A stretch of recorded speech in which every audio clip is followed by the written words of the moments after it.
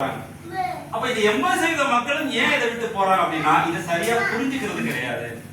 இந்த இண்டஸ்ட்ரி என்னங்கறத புரியாமலேயே 80% மக்களும் போயிடுறாங்க. அப்ப இந்த 80% மக்களும் இதுல நிலைநிக்க வைக்கிறதுக்கு என்ன பண்ணணும் அப்படின்னா முதல்ல இந்த இண்டஸ்ட்ரியை பத்தி அவங்க தெரிஞ்சுக்கணும். அப்ப டைரக்ட் செல்லிங் இண்டஸ்ட்ரினா என்ன? நெக்ஸ்ட் அப்ப டைரக்ட் செல்லிங் இண்டஸ்ட்ரி என்ன அப்படிங்கறது முதல்ல தெரிஞ்சு 1959ல அமெரிக்கால உருவாக்கப்பட்டது. இந்தியால பாத்தீங்கன்னா 1990ல அது உருவாச்சு. அது பாத்தீங்கன்னா இந்தியன் கவர்மெண்ட் பாத்தீங்கன்னா 2021ல பாத்தீங்கன்னா இதுக்கான ரூல்ஸ் அண்ட் ரெகுலேஷன் கொண்டு வந்தாங்க. சோ 2021ல நமக்கான அமெண்ட்மென்ட் ஆக்ட் எல்லாமே நம்முடைய கவர்மெண்ட் ஆஃப் இந்தியா கொண்டு வந்திருக்காங்க.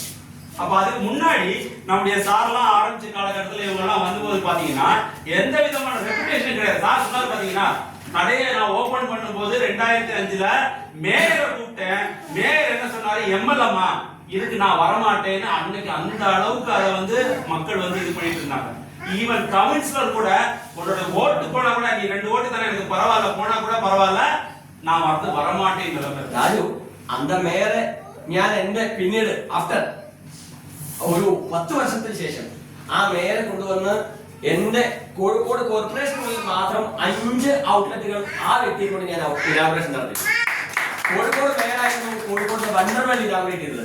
അന്ന് ഞാൻ പറഞ്ഞൊരു കാര്യം, മേയർ വിളക്ക് കത്തിക്കട്ടെ, ഞാൻ നാട കെട്ടി. മാങ്കാവൂരിൽ ഔട്ട്ലെറ്റിന് ചെന്ന സമയത്ത് മേയർ വന്നു.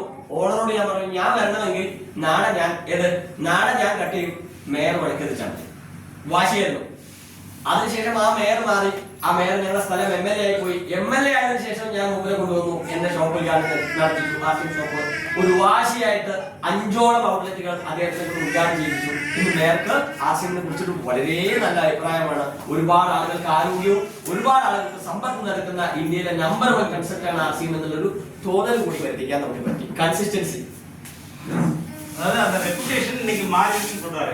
எப்ப எந்த மேயர் அன்னைக்கு ஆரம்பிக்கும் போது ரிஜெக்ட் பண்ணாரோ அந்த மேயரை வச்சு 5 கடையை ஓபன் பண்ணியாச்சு. எங்க கோழிக்கோடுல அது ஒரு ரிப்பன் யாரு நான் தான் கட் பண்ணுவேன். அவர் விளக்கு வேணா ஏத்திக்கிட்டோம், ரிப்பன் நான் தான் கட் பண்ணுவேன்னு அந்த ஒரு வைராக்கியத்தோட அதை பண்ணாரு. அதுக்கப்புறம் அவர் MLA ஆனாரு.